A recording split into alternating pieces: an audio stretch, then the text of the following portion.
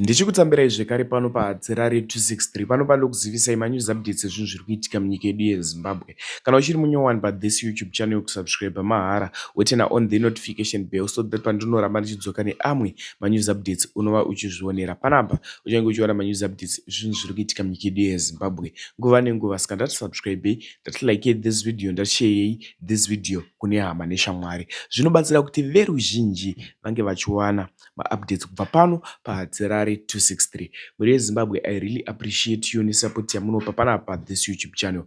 Vadikani ndine video raBishop Nyamakanga apo paubuda mastreets esocial media vachitaura nyaya yekupiwa kwevamwe vanhu kwavakaitwa mota. Zvavanga vachitaura mashoko aya yavanga vachiti kamutauriro kavaita vataura nemadimikira vichinzi pane vakagarwa nezvipuka, pane vakagarwa nechikara, pane vanhu vari kupiwa mota kuti iye ari kupa mota agononge akagarwa nechikara.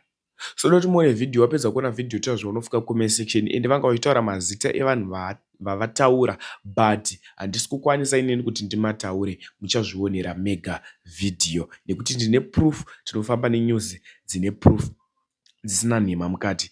Vadikani ini saHadzirare ndafunga kukutizai, tinosangana zvekare nguva inotevera. Zvanda kuita munguva inoda kusei muchiona video raBishop Nyamakanga ndo video yoda kusei muchiona. Wapedza kuona video tazvo unofuka comment section. Ini saHadzirare ndafunga kuenda ndatitaurei kuti vataura chokwadi here kana kuti vanyepa.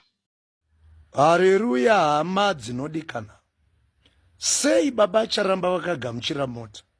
Pese tese taitarisira kuti vachairamba but vakaigamuchira. Sei Moses Chunga akatoenda akatopfeka reso remidzimu kwakundoigamuchira nemhuri yake? Sei kumasuro kwana Chaplain Piri nemamhanyiro avanoita vhangeriya but vakaigamuchira vakafara vakatenda?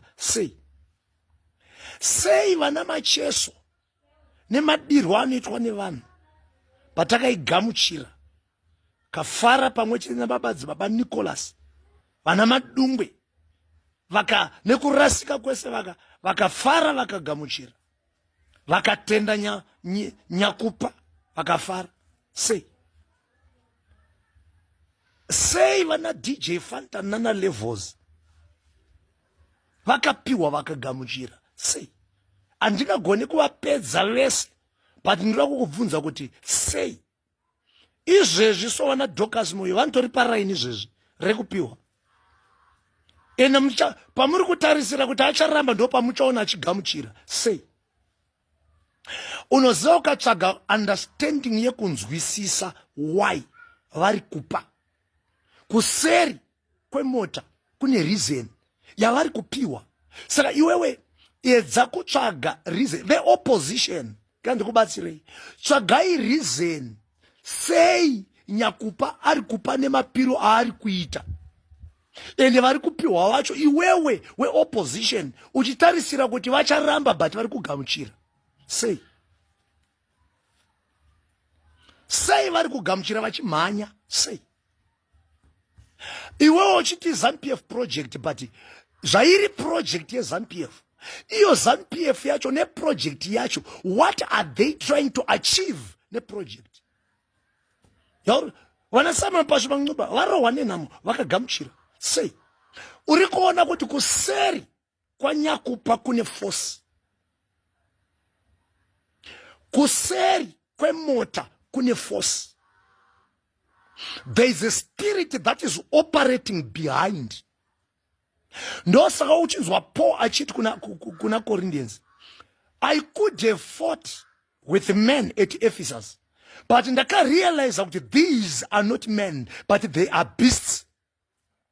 Kureva kuti vanhu vakapfekedzwa mweya wechikara. Paya panonzi kuna Revelation, I saw the beast out of the sea and I saw the beast out of the earth. Hapasi kurehwa madinosaur, ancient animals. These are men, these are people vakatopfekwa nemweya wechikara. Saka uka understanda kuti kuseri kune chikara chiri kuopareta uchabatsirika. ende uchagadzirira pamwe izvo zvari kutorova makambeni kabisira iwo unongochingomurumura kuti vapirei azotambirei uri kunetsana nanyakugamuchira basi usiri kutsvaga reason yaita kuti nyakupa ape nyakugamuchira uye reason yekuti nyakugamuchira agamuchirirei kuseri kwelesi wakapiwa mota kune reason kuna why saka iwewe ndiri kukupa mukana unokutsvaga chikonzero chaita kuti musoro ubande chaita kuti musoro uteme. God bless you.